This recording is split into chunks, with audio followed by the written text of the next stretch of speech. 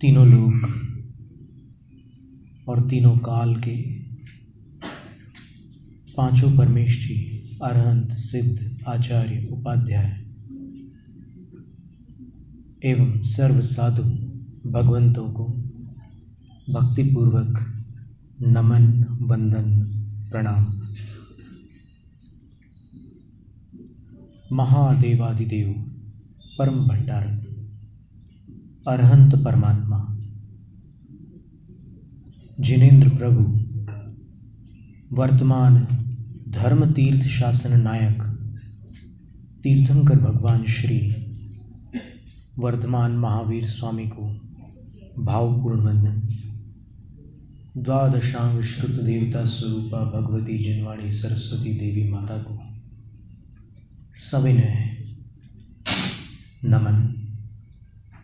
पिछली शताब्दी के धुरंधर आचार्य, ज्ञानी, ध्यानी, तपस्वी, चारित्र चक्रवर्ती, शांति सागर मुनिराज को नमोस्तु। दीक्षा शिक्षा गुरुवर आचार्य विद्यासागर महाराज को नमोस्तु।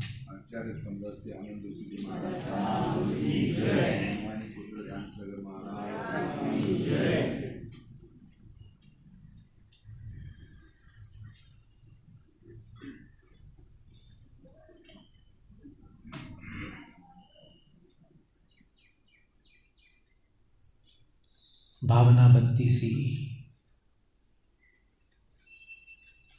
13वें से 16वें काव्य का पूर्व सत्र में वाचन हुआ था, विवेचन हुआ था।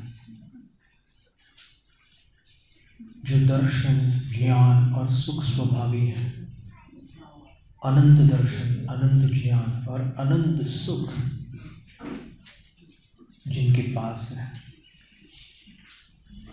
जो समस्त संसार के विकारों से परे हैं, जो समाधि गम्य है, शुद्धोपयोग के विषय हैं और जिनकी संज्ञा परमात्मा है, वे देवों के देव मेरे हृदय में विराजमान हो। आस्ताम का अर्थ होता है तिष्ठतु।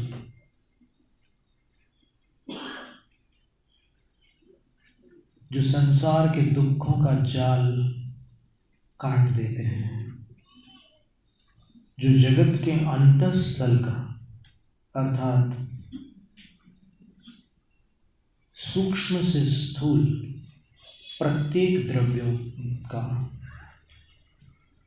द्रव्य के अनंत गुणों का और द्रव्य और गुणों की अनंतानंत पर्यायों का अवलोकन करते हैं, जो अपने अंतस को प्राप्त कर चुके हैं, अपनी आत्मा को जिन्होंने प्राप्त कर लिया और जो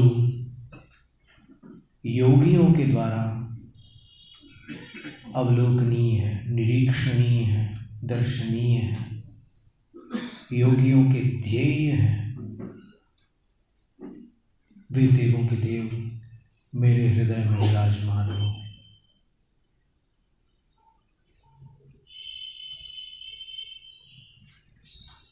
सदेव देवो हृदय ममास्ता। मन जब भी अशांत हो तो बस इस एक पंक्ति का स्मरण करने से शांत हो जाता है। सदैव देवो हृदय ममास्ता।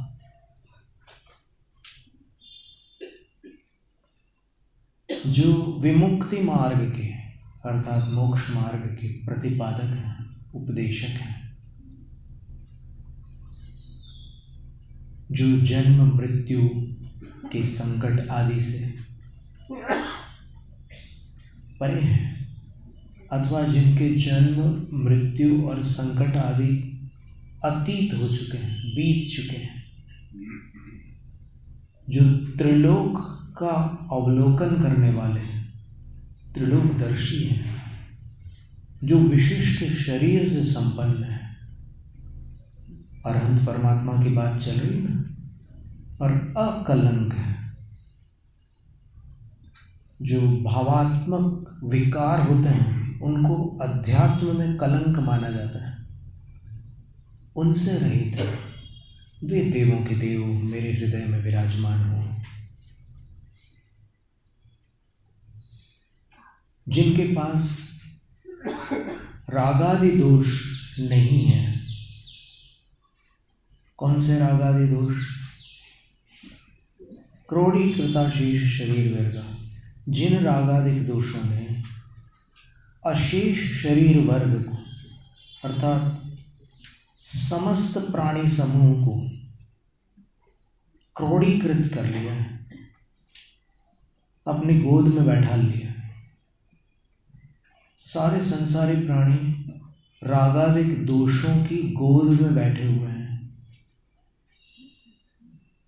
भगवान उनसे परे हैं, वीतराग है। जो निरिंद्रिय अर्थात अतीन्द्रिय है, लेकिन इंद्रिय रहित होते हुए भी अज्ञानी नहीं है, ज्ञानमय है। जो अनपाय है, अविनाशी है, वे देवों के देव मेरे हृदय में विराजमान हो। आज 17वां काव्य है। यो व्यापको विश्वजनीन वृत्तेः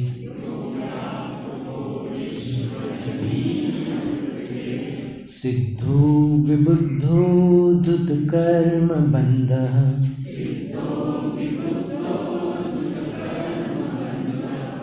ध्यातो धुनीते सकलं विकारम्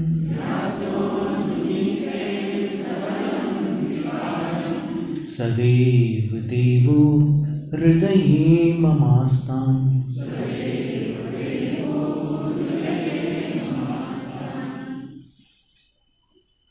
विश्वजनीन वृत्तेः। जनीन ये व्याकरण का एक शब्द है। जनेभ्यो हिता इति जनीना। जो विश्व जनों के लिए अर्थात समस्त प्राणियों के लिए हितकारी है, जो समस्त प्राणियों के हित की वृत्ति प्रवृत्ति करने के कारण व्यापक है, संकीर्ण नहीं है, सीमित नहीं है, असीम है। क्योंकि अपना भला तो सब करते हैं, सबका भला भगवान करते हैं, तो सबका भला करने की प्रवृत्ति के कारण जो व्यापक है। देखो महावीर स्वामी की शरण में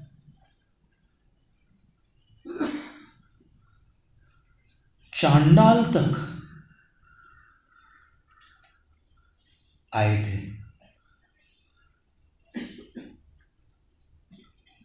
और पहले तो राजा को विश्वास नहीं हुआ कि ये चांडाल जो मनुष्यों का वध करता है, प्राण दंड देने के लिए इसी को बुलाया जाता है, इसका और धर्म का दूर दूर तक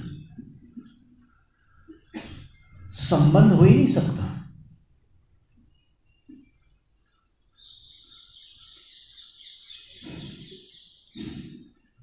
लेकिन जब राजा को ज्ञात हुआ कि नहीं, इसने चतुर्दशी की हिंसा का त्याग किया है, केवल एक दिन का संकल्प है इसका कि चतुर्दशी को मैं हिंसा नहीं करूँगा। जब राजा के कानों में ये शब्द प्रथम बार पड़ता है कि चतुर्दशी को हिंसा नहीं करूँगा, तो राजा को रोष आ जाता है।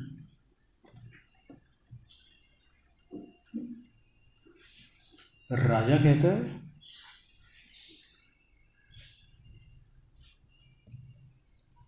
कि तुझे दंड दिया जाएगा यदि तू राजाज्ञा का पालन नहीं करता तो। उसने कहा कि क्षमा चाहता हूँ राजन। यमपाल चांडाल की कथा में ये वृत्तांत आता है। क्षमा चाहता हूँ राजन, मैंने जैन मुनि से नियम लिया है कि चतुर्दशी को ये कार्य नहीं करूँगा।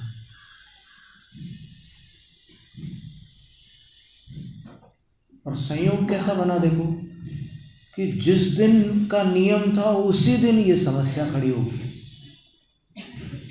राजपुत्र ने कोई अपराध किया था तो राजा ने निष्पक्ष न्यायाधीश बनकर उसको प्राणदंड दिया था।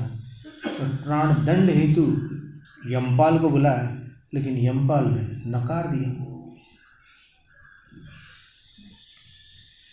तो राजा को आवेश आ गया। एक तो उसके पुत्र ने जो अपराध किया था उसके कारण राजा का मन बहुत अशांत था और प्राणदंड देना ही पड़ा था राजा को, क्योंकि अगर प्राणदंड नहीं देता तो फिर वो अन्याय कहलाता।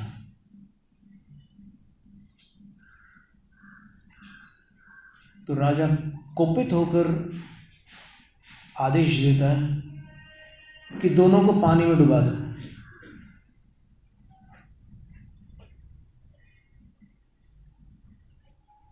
तो दोनों को हाथ पीछे की तरफ बांधकर और बोरे में भरकर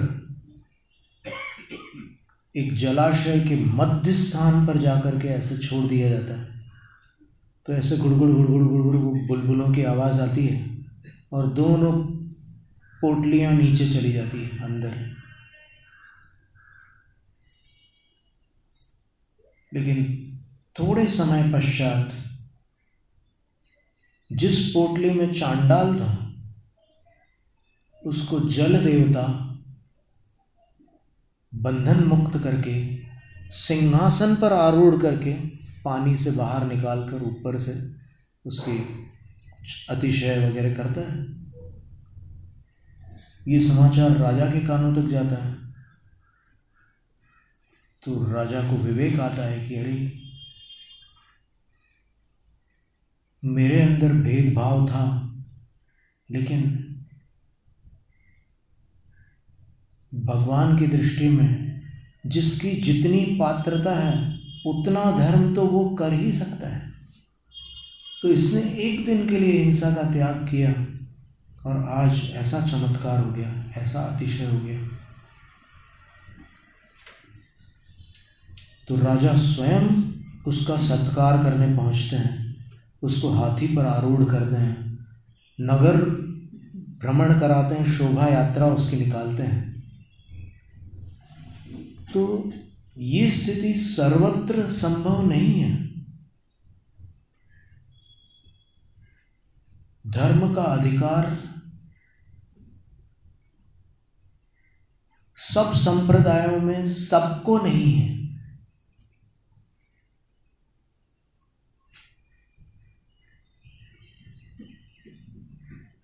भगवान जो थे वो सर्व कल्याणी प्रवृत्ति के कारण व्यापक थे। भक्त कह सकता है कि ये मेरे भगवान हैं, पर उसके साथ वो ही नहीं लगा सकता, मेरे ही भगवान हैं। क्यों? कोई नहीं लगा सकता ही, वो सबके हैं।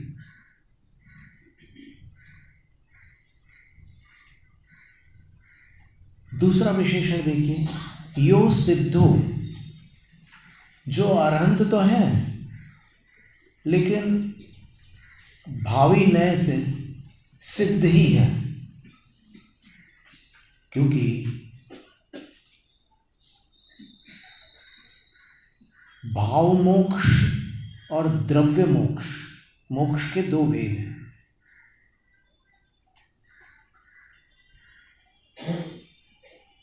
तो रागादिक विकारी भावों से मुक्त हो जाना भाव मोक्ष, और कर्म नोकर्म से सर्वथा मुक्त हो जाना द्रव्य मोक्ष। तो अरहंत भगवान वीतराग तो हो ही चुके हैं, सर्वज्ञ हो चुके हैं, तो इसलिए शास्त्रों में उनको जीवन मुक्त कहा। जीवन मुक्त, ये जीवन शब्द न हलंत है, जीते हुए भी मुक्तवत है। श्रीमद् राजचंद्र जी ने गुजराती भाषा में एक दोहा लिखा आत्मसिद्धि शास्त्र में। देह छता जेनी दशा वर्ते देहातीत, ते ज्ञानी ना चरण मा हो वंदन अगणित। देह छता जेनी दशा देहातीत वर्ते छे, ते ज्ञानीना चरणમાં अगणित वंदन, हमारा अगणित वंदन। गुजराती भाषा है, तो उन्होंने अनगिनत बार अरहंत परमेष्ठी के चरणों में वंदना की है, जिनकी दशा देह छता, देह होते हुए भी देहातीत वर्ते, शरीर रहित के समान है। शरीर है फिर भी वो शरीरातीत है। वो आंखों से देखते नहीं, कानों से सुनते नहीं, नासिका से गंध नहीं लेते, जिह्वा से चखते नहीं, त्वचा से स्पर्श नहीं करते। अरिहंत भगवान इंद्रियों का प्रयोग करते ही नहीं, आवश्यकता ही नहीं है। क्यों? क्योंकि उनके पास इतना बड़ा ज्ञान है जिसको केवल ज्ञान कहते हैं, कि बाकी किसी ज्ञान की आवश्यकता नहीं होती। और केवल ज्ञान क्षायिक ज्ञान है। तो क्षायिक ज्ञान तब होता है जब ज्ञानावरण का पूर्ण क्षय हो, और जब ज्ञानावरण का पूर्ण क्षय होगा तो ज्ञानावरण का क्षयोपशम हो ही नहीं सकता, क्योंकि क्षयोपशम के लिए कुछ ज्ञानावरण चाहिए ना।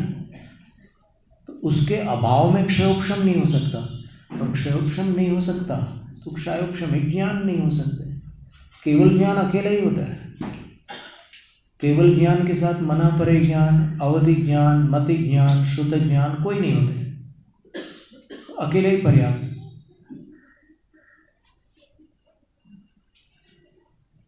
सिद्ध हो, असिद्ध हो भी होकर भी सिद्ध तुल्य है। विबुद्ध हो, विशिष्ट ज्ञान से संपन्न है। बुद्ध का अर्थ होता है बोधतिस्म इति बुद्ध, जो सब जान चुके हैं उनको बुद्ध कहते हैं। धुत कर्म बंध, कर्म बंधन को जो धुत कर चुके, धुत का अर्थ होता है ऐसे फटकार देना, अर्थात कर्म बंधन से जो रहित हो चुके हैं, घाती कर्म के बंधन से छूट चुके हैं। और अघाती कर्मों में भी 3 प्रकार की आयु से अरिहंत मुक्त है। उसका कभी स्पर्श ही नहीं हो सकता उनका। देवायु, नरकायु, तिर्यगायु, ये कभी भगवान को छू नहीं सकती। 3 आयुओं से मुक्त है। 13 नाम कर्मों से मुक्त है। 5 ज्ञानावरण से मुक्त है।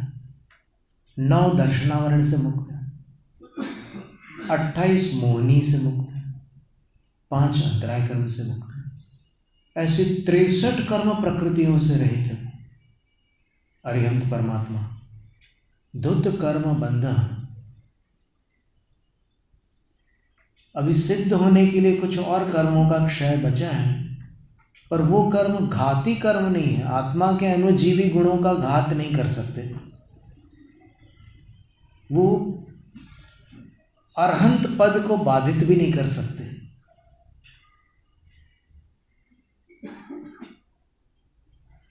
और कैसे हैं भगवान? तो बोले ध्यातु, अगर ध्यान में आ जाए। देखो ध्यान बहुत प्रकार के हैं। एक रूपस्थ ध्यान भी बताया है, जिसमें अरहत रूप का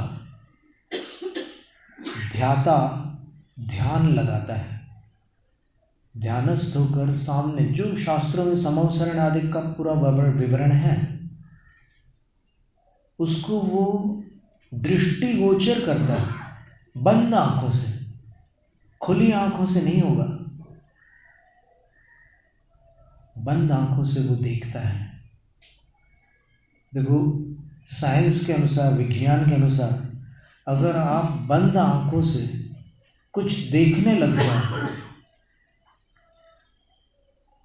कल्पना के द्वारा, मन की तल्लीनता के द्वारा, तो मस्तिष्क की जो 4 तरंगें बताई है वैज्ञानिकों ने, अल्फा, बीटा, थीटा और डेल्टा, तो आप अल्फा में चले जाते हैं। उदाहरण के लिए आप आंख बंद करके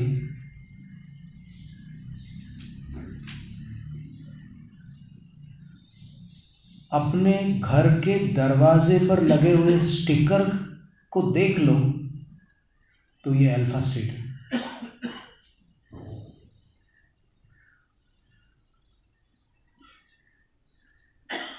देखा? कोई भी चीज़, ये तो हमने एक ऐसे ही उदाहरण दे दिया था, हम कई उदाहरण ऐसे ही देते रहते हैं। तो ये एक अवस्था होती है। इसी प्रकार इसको अंग्रेजी भाषा में विजुअलाइजेशन बोलते हैं, कि आपको विजुअलाइज करना है, आंखें बंद करके उस पर उसको आपको दृष्टिगोचर करना है। तो जब भगवान ऐसे दृष्टिगोचर हो जाते हैं तो वो जो ध्यान में आए हुए भगवान है वो सकलम विकारम ध्वनीते, सकल विकार का नाश कर डालते हैं।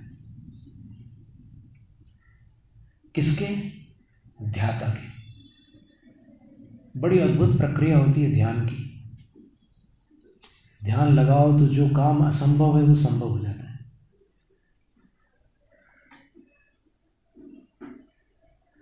सदेव देवो मम हृदय आस्थाम, वे देवों के देव मेरे हृदय में विराजमान हो। जग कल्याणी परिणति से जो व्यापक गुण राशि,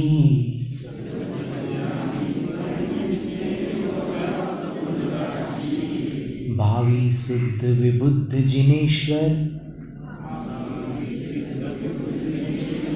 कर्म पाशनाशी, जिसने ध्येय बनाया उसके, सकल दोषहारी, वे देवों के देव रहे मम, उर्मे अविकारी, न स्पृश्यते कर्म कलंक दोषैः,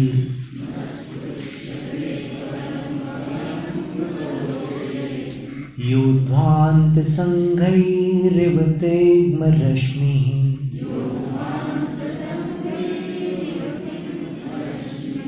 निरञ्जनं नित्यमनेकमेकम्,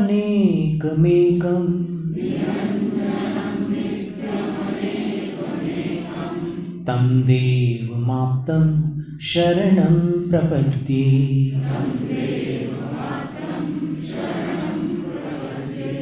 अब हृदय में तो विराजमान कर लिया, अब भगवान से कहते हैं कि हे प्रभु,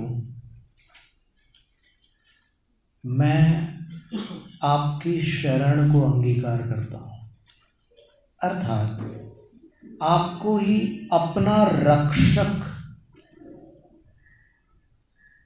स्वीकार करता हूँ। अथवा एक भक्त की बोली में इसको ऐसा समझ लो कि एक भक्त ने अपनी भक्ति से भगवान को अपना रक्षक नियुक्त कर दिया। भगवान को कोई कहीं नियुक्त थोड़ी कर सकता है। लेकिन भक्त ने अपने हृदय में बैठा लिया और अब वो कह रहा है कि हे भगवान, आप ही मेरे रक्षक हो और मैं आपके द्वारा रक्षित हूं।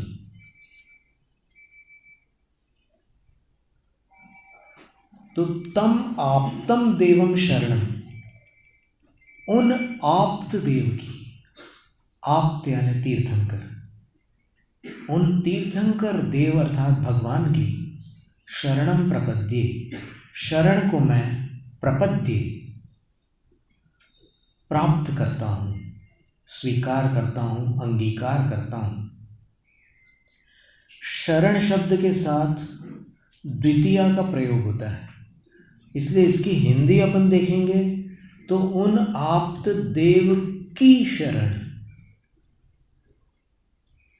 लेकिन संस्कृत में तम देवम आप्तम द्वितीया का प्रयोग है, षष्ठी का प्रयोग नहीं है। हिंदी में अपन की बोल रहे हैं, लेकिन यहां संस्कृत में तम आप्तम देवम शरणम प्रपद्ये। तम कम, उन आप्त देव की, उन तीर्थंकर भगवान की शरण को मैं अंगीकार करता हूं। उन तीर्थंकर में उनका क्या मतलब, उनकी किन की? तो ऊपर कुछ वर्णन है, बड़ा सुंदर वर्णन है। यो जो कर्म कलंक दोषै ध्वांत संगै तिग्म रश्मि इव न स्पृश्यते। जो कर्म अर्थात द्रव्य कर्म, कलंक अर्थात भाव कर्म और दोष अर्थात विकार, इनके द्वारा जैसे ध्वांत संगई तिग्म रश्मि, अंधकार समूह से, तिग्म रश्मि का अर्थ होता है धूप वाला सूर्य, गर्म किरणों वाला सूर्य, जैसे अंधकार समूहों से सूर्य स्पर्श को प्राप्त नहीं होता, अंधकार सूरज को छू नहीं सकता, वैसे ही जो कर्म कलंक और दोषों से अस्पृष्ट है, ये भगवान अरिहंत को छू नहीं सकते, तीर्थंकर भगवान को छू नहीं सकते। और निरंजनम, जो पापों के अंजन से रहित है, निरंजन है, जो नित्यम नित्य है, जो आत्मगुण भगवान ने प्राप्त किए हैं वो हमेशा के लिए प्राप्त किए हैं, वो छूट नहीं सकते। अनेकम एकम, ये बड़ी सुंदर बात है कि तीर्थंकर भगवान अनेक रूप होकर भी एक रूप है। ये कैसे समझेंगे? तो भगवान जिनेंद्र ने स्वयं कहा है कि प्रत्येक वस्तु अनेकांत रूप है। अनेकांत का अर्थ क्या होता है कि जैसे आत्मा ज्ञाता है, दृष्टा है, दर्शन गुण संपन्न है, ये अनेकांत नहीं है। ये तो आत्मा के अनेक गुण हो गए, अनेक गुणों को अनेकांत नहीं कहते। नींबू है, गोल है, उसका एक विशिष्ट स्पर्श है, उसमें से एक खुशबू भी आती है, उसका स्वाद भी होता है, उसका वर्ण भी होता है, और उसको ऐसे आप स्ट्राइक करो तो उसकी ध्वनि भी होती है। अंदर उसमें अच्छा रस भरा हो तो अलग ध्वनि होती है, थोड़ा पोला हो तो अलग आवाज़ आती है। ये अनेकांत नहीं है, ये तो भिन्न भिन्न इंद्रियों से आप नींबू को जान रहे हैं, इसका नाम अनेकांत नहीं है। फिर अनेकांत क्या वस्तु है? अनेकांत परस्पर विरोधी, अर्थात जो कभी एक नहीं हो सकते, ऐसे धर्मों का निर्विरोध एक वस्तु में निवास करना अनेकांत है। जैसे एक ही वस्तु नित्य भी है और अनित्य भी है, इसका नाम अनेकांत है। नित्य कैसे है? द्रव्यार्थिक न्याय से। अनित्य कैसे है? पर्यायार्थिक न्याय से। एक ही वस्तु अस्ति रूप है, एक ही वस्तु नास्ति रूप है। अस्ति रूप का अर्थ होता है एक ही वस्तु है, और नास्ति रूप का एक ही वस्तु नहीं है। अब आप सुन के चकराओगे, आप सोचेंगे कि आज ये कैसा भारी भारी विषय आ गया। घबराओ मत, अभी बीच में इसमें फिल इन द ब्लैंक्स है, कुछ रिक्त स्थान है, वो भर जाएंगे तो वाक्य बड़ा सुंदर हो जाएगा। एक ही वस्तु स्वचतुष्टय की अपेक्षा से, अपने द्रव्य क्षेत्र काल भाव की अपेक्षा से अस्ति रूप है। यानी जैसे ये पिच्छी है तो इसका स्वद्रव्य, स्वक्षेत्र, स्वकाल और स्वभाव पिच्छी पर्याय है। तो इसको अगर अपन पिच्छी पिच्छी है ऐसा कहेंगे तो किसी को भी समझने में भारी नहीं पड़ेगी, है ना। पिच्छी पिच्छी है, इसमें किसी को तकलीफ है क्या समझने में? नहीं। अब नास्ति धर्म देखो, इसी पिच्छी में जो नास्ति धर्म है वो क्या कहता है कि पिच्छी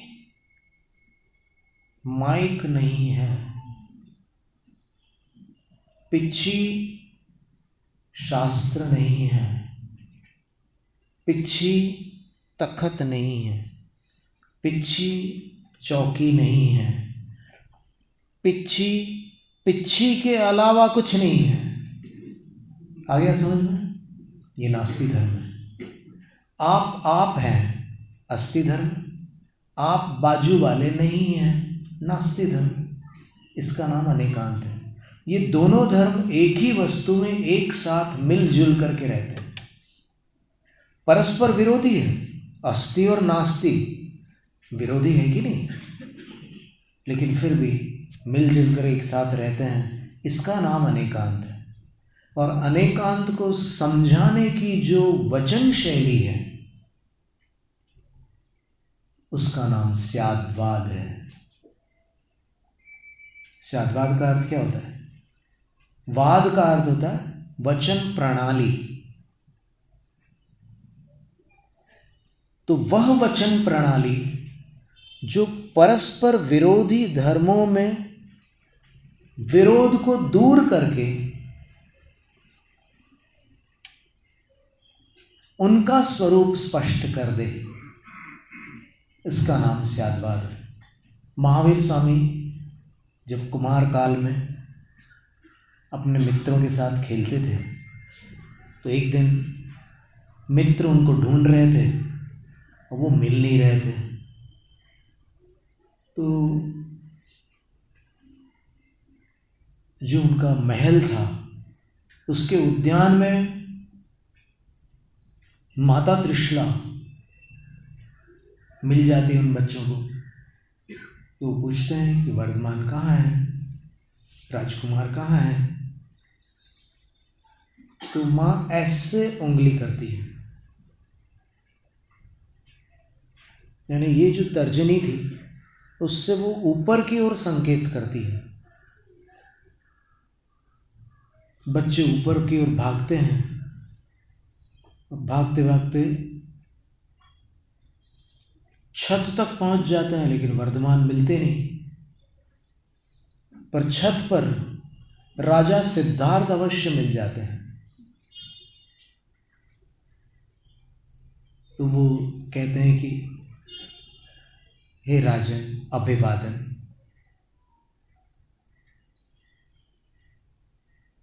क्या आप बता सकते हैं राजकुमार कहाँ मिलेंगे? तो राजा, बस वो माँ ने ऐसे की थी उंगली और राजपिता ने ऐसे कर दी नीचे की तरफ। अंत में ढूंढते ढूंढते वो बीच वाले किसी खंड में मिल जाते हैं। तो उनके जो मित्र थे वो कहते हैं कि अरे राजकुमार, आज तो आपके माता पिता ने बड़ी वर्जिश करा दी, बहुत व्यायाम करा दिया, देखो हम लोग कितना हाँफ रहे, पसीना पसीना हो गए।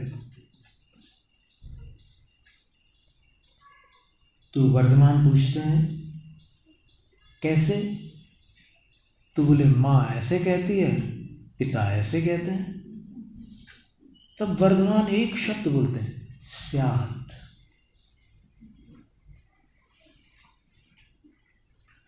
स्यात्, कितना सुंदर एक शब्द में उत्तर।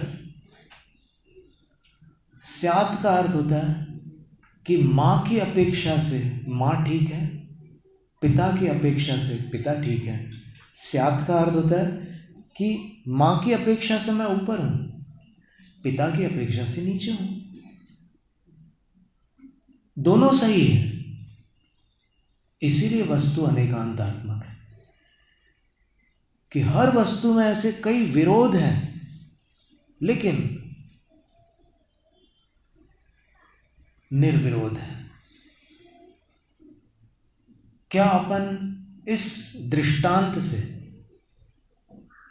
ऐसा दार्ष्टान्त ग्रहण नहीं कर सकते कि भले ही काल दोष से आज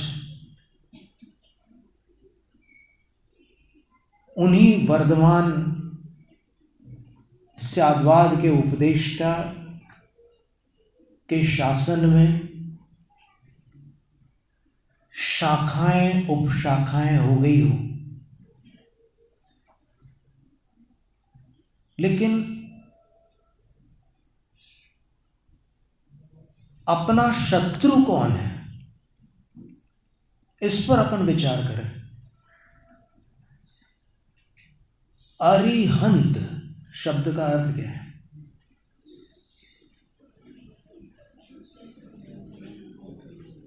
दो प्रकार से अरिहंत शब्द बनता है, इस बात का ध्यान रखना, नहीं तो फिर वो एकांतवाद आ जाएगा वहां कि नहीं अर्ह धातु से बना है अरिहंत। देखो आग्रह की बात ही नहीं है, अर्ह धातु से भी अरिहंत बनता है, हन धातु से भी अरिहंत बनता है। अरि शब्द और फिर हन धातु में त्रिच प्रत्यय करो तो हंत्री शब्द बनता है। तो अरिणाम हंता इति अरिहंता ऐसा रूप भी बनता है, अथवा अर्ह धातु से बनाओ तो भी अरिहंत रूप बन जाता है। उसमें भी व्याकरण के कुछ प्रत्यय लग जाते हैं प्राकृत भाषा में, दोनों प्रकार का रूप बनता है। तो अपन दूसरे रूप पर जा रहे हैं, उस पर विचार करते हैं तो समझ में आ जाएगा, विषय सरल हो जाएगा कि वो जो शब्द है अरियों के हंता, शत्रुओं के विनाशक, इसका अभिप्राय क्या है?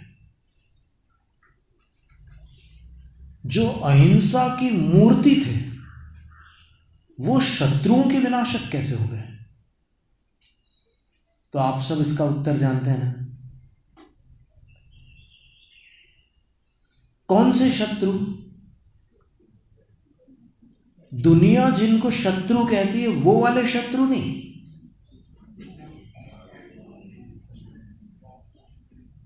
चतुर्गति परिभ्रमण कारणत्वा दरिर मोह। वीर सिंह आचार्य महाराज ने धवला में लिखा है, चारों गतियों में भटकाने वाला अंदर बैठा हुआ जो शत्रु है वो अपना मोह है। तस्यारेर हननात् अरिहंता, उस अरि का हनन करने के कारण वे अरिहंत हैं। तो अब समझ में आया, ये अभी भी कुछ कुछ अटक रहा है, क्योंकि ज्ञान ज़्यादा होने से ना कभी कभी अड़चनें ज़्यादा आती हैं। सीधी सी बात है कि अगर अपन अपने अंदर झांक करके देखें तो अपने को अपनी आत्मा मिलेगी और अपने बांधे हुए कर्म मिलेंगे। बाहर देखेंगे तो पूरी दुनिया मिलेगी। तो अब अपन अंदर से हिसाब लगाएं कि स्वपक्ष कौन सा है और विपक्ष कौन सा है। तो तो स्वपक्ष तो अपनी आत्मा है, इसमें किसी को आपत्ति है। और विपक्ष कौन है? बंधन, कर्म। तो अब क्या करना? कर्मों से युद्ध करना है। नहीं नहीं, हम तो अहिंसावादी हैं, हम तो उनको जरा भी तकलीफ नहीं देंगे, भले ही मिथ्या तो उसको खूब खुशी से रहने देंगे, ऐसा बोलोगे? नहीं।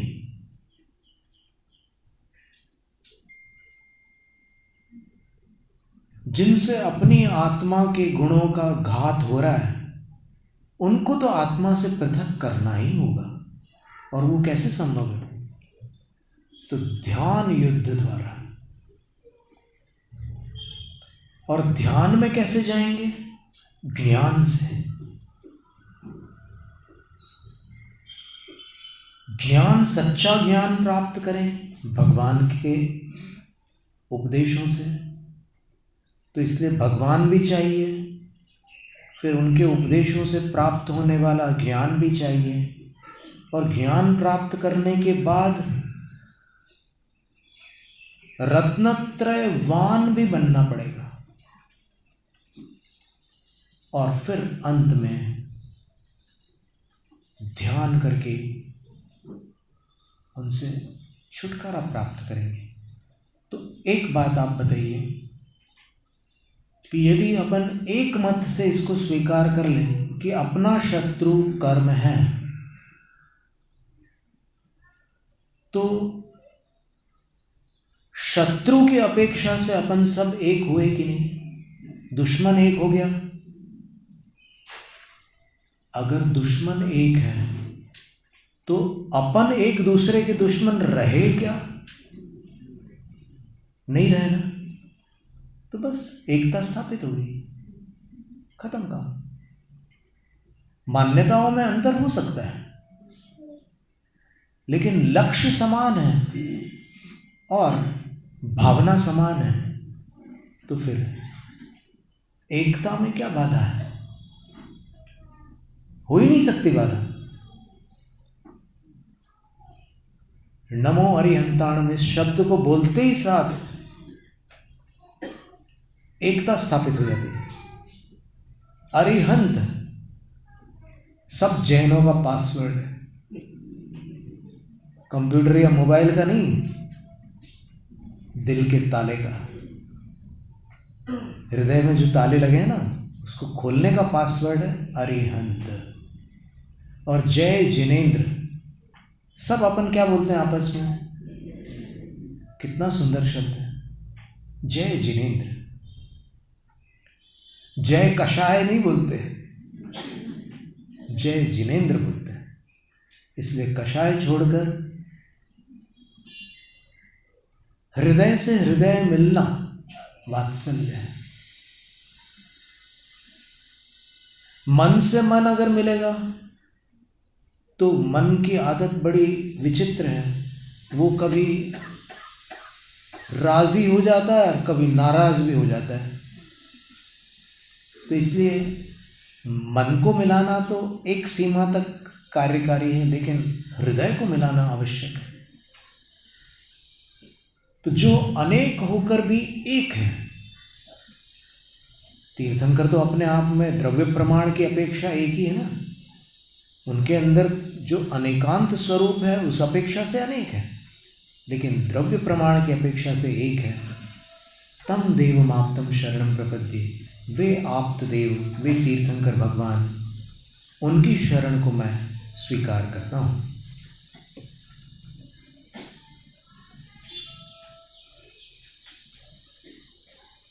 कर्म कलंक दोष भी जिनको कभी न छू पाते, ज्यों रवि के सन्मुख न कभी भी तम समूह आते। नित्य निरंजन जो अनेक हैं और एक भी है, उन अरहंत देव की मैंने सुखद शरण ली है। विभासते यत्र मरीचिमाली न विद्यमाने भुवनावभासि स्वात्मस्थितं बोधमय प्रकाशम्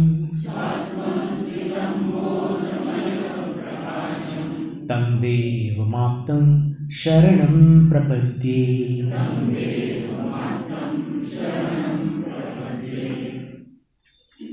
यत्र विद्यमाने, जिनकी उपस्थिति में, जिनके विद्यमान रहते हुए, कैसे हैं वे? भुवनावभासी, संपूर्ण भुवन अर्थात जगत को अवभासित करने वाले, प्रकाशित करने वाले हैं। तो जगत प्रकाशक हैं जो, जिनके रहते हुए मरीचि माली न विभासते, सूरज शोभा को प्राप्त नहीं होता। भगवान विराजमान हो तो सूरज की शोभा फीकी पड़ जाती है, क्योंकि सूरज भुवनावभासी नहीं है, भगवान भुवनावभासी है, जगत प्रकाशक है। सूरज, अभी जैसे भारत में सूरज का प्रकाश है, अमेरिका में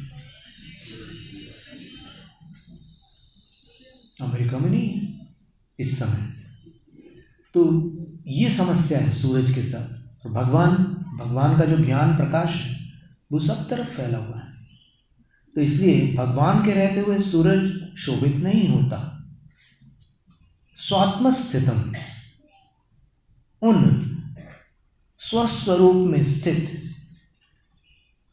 बोधमय प्रकाशम, ज्ञान रूपी प्रकाश से संपन्न, आप्तम देवम शरणम, अरहंत भगवान की शरण को प्रपद्ये, मैं अंगीकार करता हूँ। जगत प्रकाशक जिनके रहते, सूर्य प्रभाधारी, किंचित भी ना शोभा पाता, जिनवर अविकारी,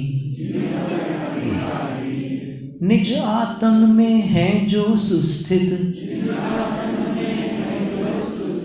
ज्ञान प्रभाशाली, उन अरहंत देव की मैंने सुखद शरण पाली। विलोक्यमाने सति यत्र विश्वम्, विलोक्यते स्पष्टमिदं विविक्तम्, शुद्धं शिवं शान्तमनाद्यनन्तं, तं देवमाप्तं शरणं प्रपद्ये।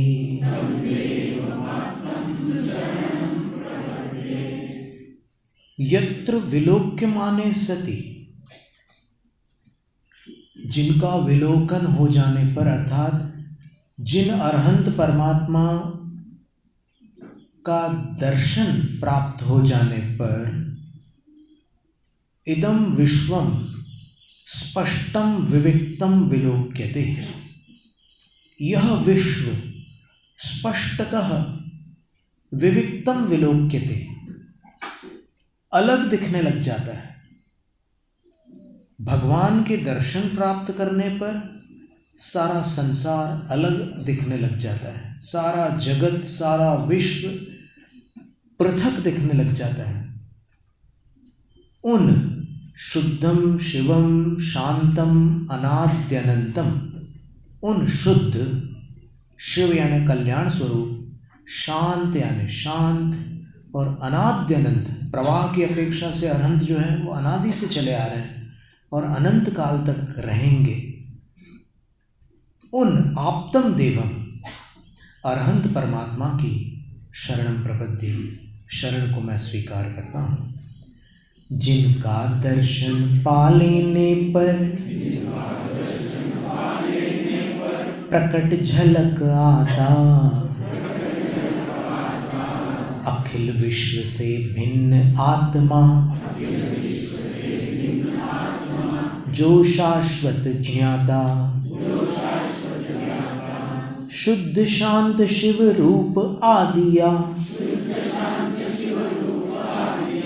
अंत विहीन बलि, उन अरहंत देव की मुझको अनुपम शरण मिली। अरिहंत को नमन, अरिहंत को नमन, सिद्ध प्रभु को नमन, सिद्ध प्रभु को नमन, आचार्य को नमन, आचार्य को नमन, उपाध्याय को नमन, उपाध्याय को नमन, सर्व साधु को नमन, सर्व साधु को नमन, ये है मेरे पंच गुरु, इनको सदा नमन, इनके नमन से हो मुक्ति पथ पे गमन, इनकी ही भक्ति में हो मेरे मन वचन, अरिहंत जय जय, सिद्ध प्रभु जय जय, साधु जन जय जय, जिन धर्म जय जय, अरिहंत मंगल, सिद्ध प्रभु मंगल, साधु जन मंगल, जिन धर्म मंगल, अरिहंत उत्तम, सिद्ध प्रभु उत्तम, साधु जन उत्तम, जिन धर्म उत्तम, अरिहंत शरणा, सिद्ध प्रभु शरणा, साधु जन शरणा, जिन धर्म शरणा, चार शरण अघहरण जगत में, और न शरणा हितकारी, जो जन ग्रहण करें वे होते,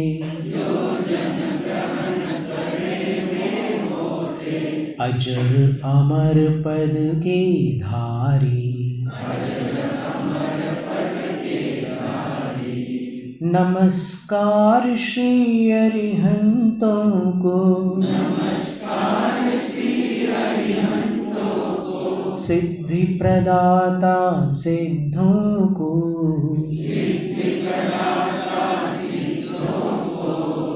आचार्यों को, उपाध्यायों को,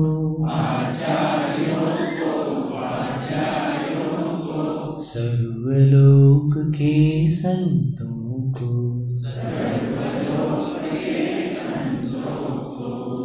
पाठ पठन में मेरे द्वारा यदि जो कहीं कहीं प्रमाण से कुछ अर्थ वाक्य पद मात्रा छूट गई, सरस्वती मेरी उस त्रुटि को कृपया क्षमा करें, और मुझे कैवल्य धाम में माँ विलंब धरे। वांछित फलदात्री चिंतामणि सदृश मात तेरा, वंदन करने वाले मुझको मिले पता मेरा। बोधि समाधि विशुद्ध भावना आत्म सिद्धि मुझको मिले, और मैं पा जाऊँ मोक्ष महासुख।